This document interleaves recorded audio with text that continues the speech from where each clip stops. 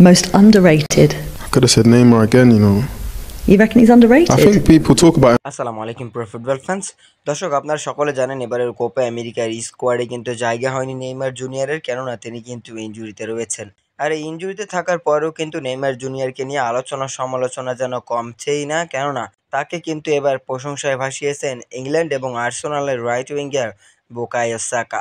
মূলত ইংল্যান্ডের এই তরুণ ফুটবলার তিনি কিন্তু নেইমার জুনিয়রকে নিয়ে সাম্প্রতিক সময়ে একটা ইন্টারভিউ দিয়েছেন, সেখানে কিন্তু নেইমার জুনিয়রকে সবচেয়ে আন্ডাররেটেড প্লেয়ার বলে আখ্যা করেছেন। বিশ্লেষক বুকায়ো সাকাকে প্রশ্ন করেছিল ইউরো চলাকালীন সময়ে বুকায়ো সাকা, মূলত এখন কিন্তু ইউরো চলছে আপনারা সকলে জানেন, এবং ইউরোতে কিন্তু ইংল্যান্ডও খেলছে এবং ইংল্যান্ড কিন্তু বর্তমানে কিন্তু তারা কোয়ার্টার ফাইনালেও পৌঁছে গিয়েছে। মূলত ইংল্যান্ডের রাইট উইঙ্গার বুকায়ো সাকা তাকে কিন্তু একটা ইন্টারভিউ নিয়েছিল একটা গণমাধ্যম, সেখানে কিন্তু তাকে বেশ কিছু প্রশ্ন করা হয়েছিল। তো তাকে প্রশ্ন করার সময় কিন্তু এক সময় বিশ্লেষক প্রশ্ন করে বসে ফুটবল বিশ্বের বর্তমানে সবচেয়ে আন্ডাররেটেড প্লেয়ার কে? তখন বুকায়ো সাকা একটু ভেবে বলে নেইমার।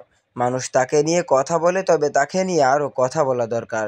আমার কাছে এটাই মনে হয়, সে যা সম্মান পায় তার চেয়েও বেশি সে ডিজার্ভ করে। এরপরে বিশ্লেষক আবার বলে সেরা স্কিল কার?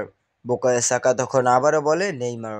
প্রসঙ্গ যখন স্কিলের, তখন নেইমারের চেয়ে ভালো কেউ তেমন একটা নেই। তো দর্শক, বুঝতেই পারছেন বুকায়ো সাকার মুখে কিন্তু নেইমার জুনিয়রের প্রশংসা হওয়ার পর থেকে এই কথাটি গণমাধ্যমে রীতিমতো ভাইরাল।